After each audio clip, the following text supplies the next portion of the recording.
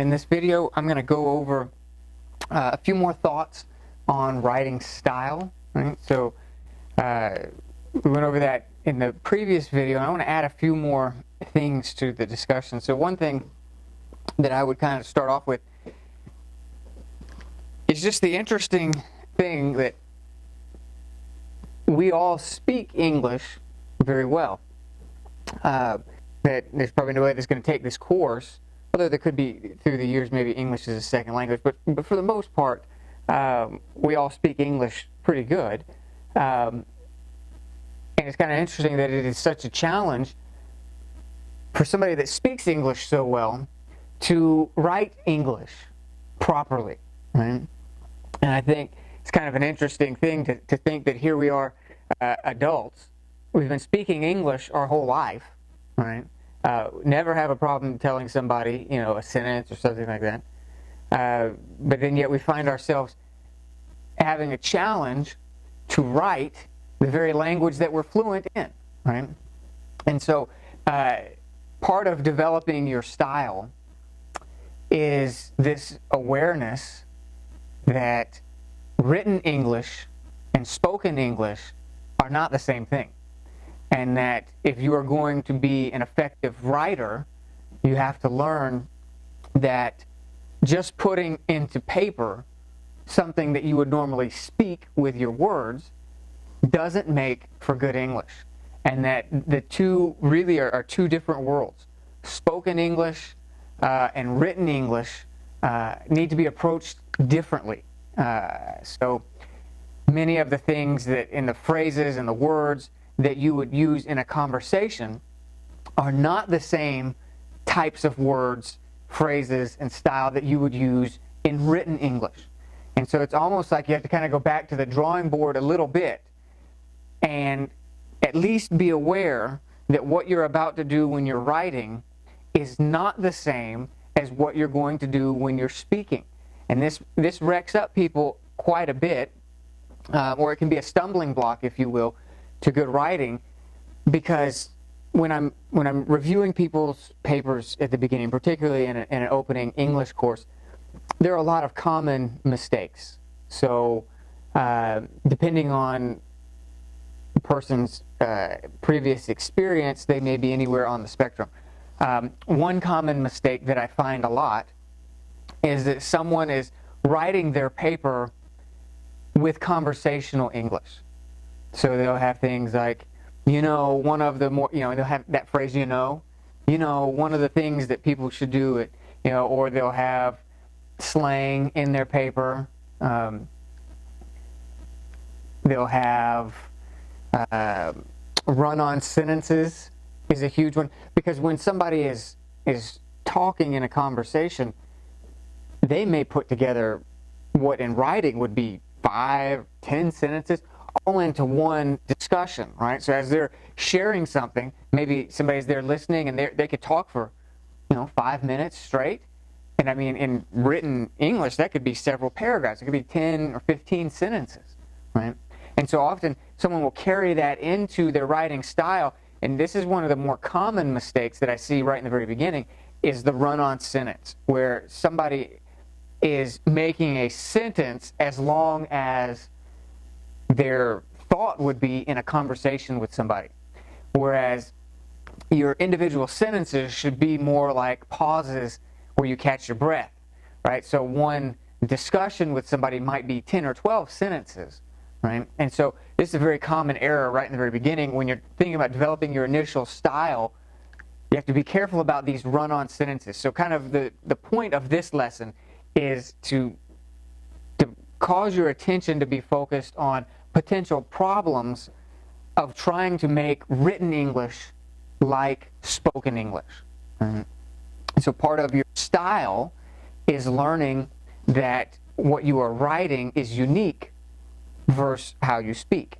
Right? Word choice is different in written English than in spoken English. Part of it is that with spoken English, you have body language, you have intonation.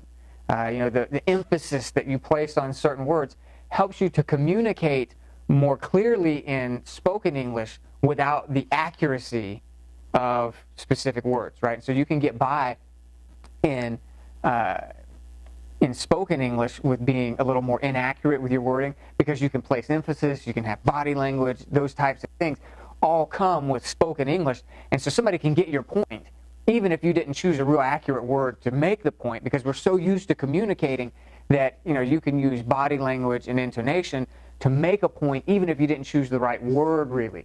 A lot of times you'll be talking with somebody and they'll understand what you meant and you didn't even say the right word, but they'll, no, I got you, I know what you mean. Because we have that ability in spoken English. Written English is different. There is a much stronger need for clarity, and that's why learning to write well then has a counter influence of causing you to speak more clearly, right? And so initial writers tend to often write things in the same way that they would say them, and this is a habit that we want to try and break if we can right in the very beginning, and get you to think of writing as its own unique thing, which will cause you to have to slow down a little bit in the process, because a lot of times people are writing something just as fast as they can type it, and it's really not all that different from a spoken paragraph, right? And a spoken paragraph is never going to read as good as a paragraph that was put together and as intended to be a written form, right? And so some of you may not have this problem, and so this may go in one ear and out the other, but many of you will come to the writing process and you're just going typing as fast as you can to get things out, right? And what happens is your paragraph is no different than if you had just spoken that paragraph, right? And so some of you will put in exclamatory things at the end. That's like, praise God, or, amen, at the end, to make emphasis. Those things are important for spoken English, right? But they don't necessarily convey your point in written English, particularly not in an academic paper, right? And so it's not that praise the Lord and exclamation kind of things are not important, but those are the types of things that are important for spoken English. You exclaim things, emphasis at the end. Those things are important when you're speaking, but they don't necessarily translate as well into written English, right? So word choice, length of sentence,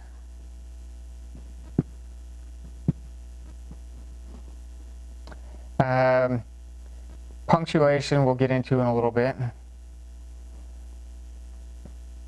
So under word choice, you want to avoid slang, right? So these are three things that are unique to writing that you'll have to focus on, because you're going to enter into the writing process with a natural tendency to want to write in the same way that you speak. And so you're entering into this journey of learning to understand the skills required just for writing, right? And so for a lot of people, this is a big part of learning to be an effective writer, because anybody can put words on a paper, but we want to get your style to an easy to read style, right? Which is easier said than done sometimes, right? But we can get you there. A big part of it is learning and at least having that initial awareness that you're going to make some changes between how you speak and how you write, and that you can be fluent in English and still not know how to write well, right? That it's two separate entities. Even though you know the words, what the words that you're going to use in writing are often different than what you would use in speaking. So word choice, you want to avoid slang, you want to avoid those types of things, but there are also word choices that you're going to make that, I guess the best way to say it is that there are more accurate and clear words, right, for writing versus very general words that you can get by with in spoken English. So if I'm speaking to you and we're in the room, I could say, yeah, those guys over there, and you're going to know exactly what I'm talking about. I say, yeah, those guys on the other side of the room. You'll know exactly who I'm talking about, even though I wasn't real clear. I didn't give any names. I didn't describe them much. Because you're there in the room with me, you're going to know exactly who I'm talking about. If you were to write that same sentence, you can't just say those guys over there, right? You have to learn to be more clear. You have to say, the men who came in at such and such, or 3 well-dressed men leaning up against that side of the room, something to that effect.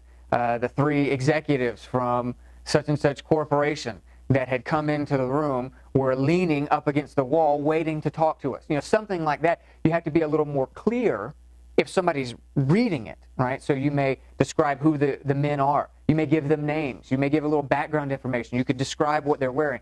Somehow, you need to describe those men.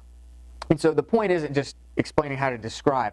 What I want you to see is that there was a major difference between what was okay for when I'm speaking versus what's okay for when I'm writing. Because when somebody's reading, they don't have the benefit of the context. They're not in the room, and so you can't just get by with a real general sentence. Those guys on the other side of the room. Works fine in spoken English when we're all there in the room. You put that same sentence in there, and it doesn't quite work. Same thing with some words like, oh, we had a wonderful time. That's a general statement that you could make when you're talking with somebody, and that's okay. But if you're writing, you want to have a little more detail, a little more explanation. You can't just say, oh, yeah, it was great. When you're talking with somebody, they don't need you to go into, you become a boring person if you go into 20 million things of detail while you're trying to talk to somebody. So often in spoken English, we say things like, oh, it was great. And people understand your emphasis. They understand your point. But in writing, you can't just say, oh, it was great, because then that's really boring writing. So, oh, it was great. What was great? What was great about it? And so in the writing process, there's a different strategy. And so it's something that you learn over time. And so this is one of the big hurdles when you're initially trying to teach someone to write well, is breaking that connection between what they say and what they write, and getting them to think of the writing process in a unique way. So you want to avoid slang, but you also want to avoid general words and words that don't have clarity and words that are lower order words. There's words that we use in conversation that are not as high. Perhaps they're a little vague. You might use an example of, in English, when you're speaking with somebody, you might say, I know what you mean, and they're fine. If you're going to write something, you might use words like, I am aware of the challenges that are presented. You understand? Instead of saying, I know what you mean, right? That's something that's fine when you're talking to somebody in a conversation, but if you're going to write that, you might want to say, I am aware of the challenges that we're facing, right? Or something, or I'm aware of the point that was being emphasized in this last, so that you swapped out the word I know for the word I am aware, right? And these are subtle differences between spoken English and written English. Your written English, since you have time to think about the word, you want to get words that have more clarity, more emphasis, more pop, because you're doing the emphasis with the word choice, not with your body language and your intonation, right?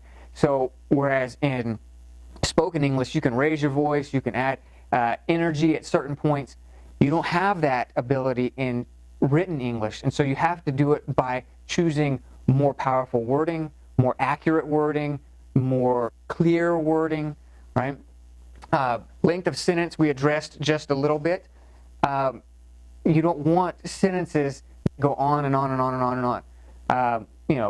If you're going to have more than one comma, you got to be really clear on why you're doing that. So if you have like a list of items, you could say, I went to the store to get nails, comma, wood, comma, glue, comma. You can have that. That's a series in an item.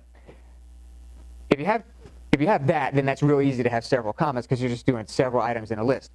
Other than that, in the beginning part of your writing, there's not going to be too many places where you're going to have a whole bunch of commas in a sentence. Most of the time in beginning writing, if you've got several commas, basically what you've done is make one really big sentence where you probably should have put a period in some of those commas and started a fresh sentence, right?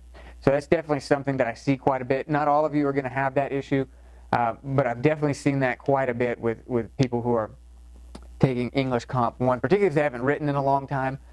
There is a tendency to put everything all into one sentence. If your paragraph is one sentence, that's an issue. That's a problem. That's not how you want to write it. Your paragraph should be 4 or 5 sentences, something like that.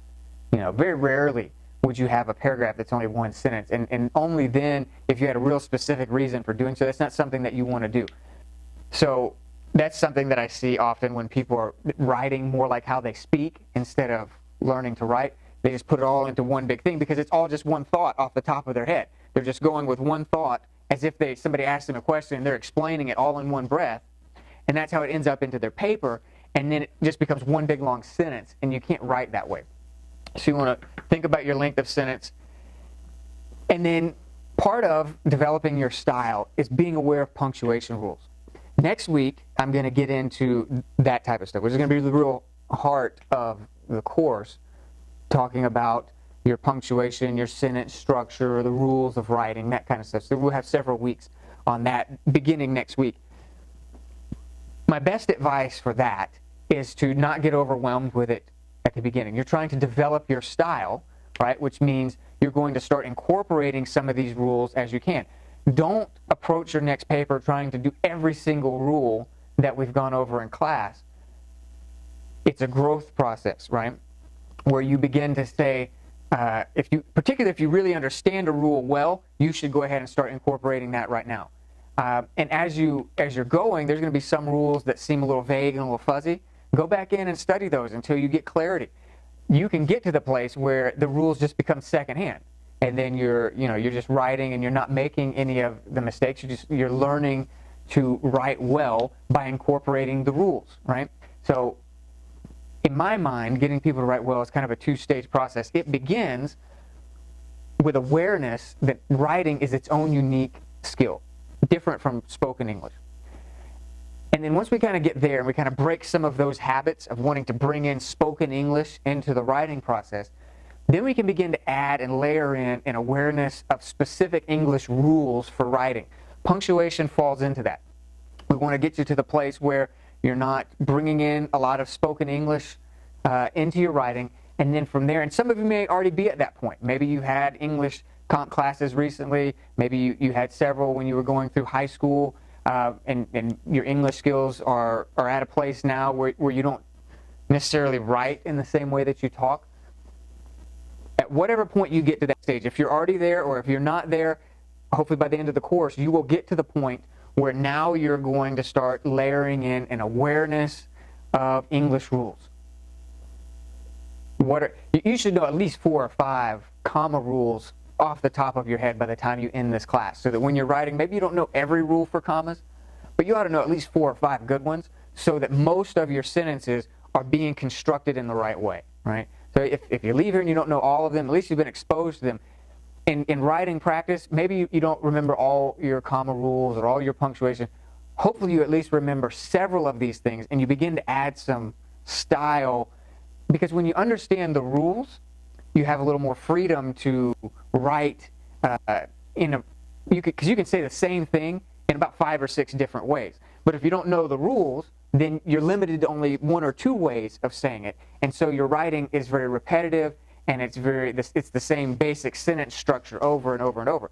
If you begin to learn the rules, then you can say, okay, well, I use that sentence structure on the last sentence. Let's mix it up a little bit for this sentence, and your writing tends to flow a little better because you have more options of sentence construction to choose from. So when you're first starting, all of your sentences, maybe they don't have any punctuation, or maybe just punctuation before and, like a conjunction joining 2 sentences or something. That's some of the basics, and we'll get into all that next week. But what I want you to think about, and this will kind of be the end of the big picture kind of lessons, is that you are trying to break the habit of bringing in spoken English, and you are trying to layer in a greater awareness of the rules that govern sentence structure and the writing format and word choice and all that kind of stuff. Right, so that's where we're going to start next week, is thinking about these different rules. And as you're writing out your papers, particularly in this class, on your first draft, I don't expect you to have incorporated all of these rules or anything like that. I think the best way for you to learn is to put together your first draft as good as you can, right, on your upcoming papers, and then go back in and watch some of these rules and look for places in your paper that you can incorporate one of these rules to change the sentence a little bit and use a comma in a particular spot or something like that. And you begin to use your rough draft as a test ground, a template, to start incorporating some of these rules, and it gives you a little practice with them. So that hopefully by the time you get to the last paper, your practice on this second paper and the couple first drafts of the final paper will get you to that place where by the time you're doing that final draft of your final paper, you feel pretty comfortable with at least more rules, right? So wherever you're at, I don't expect you to be an English scholar by the time you finish this, but I expect that you will have added several rules to your general awareness and your general writing style, right? So depending on where you're at, you may end this class being at a higher level than someone else. But no matter where you're at, you should expect to learn some rules, add them into your writing, and see improvement in your writing style.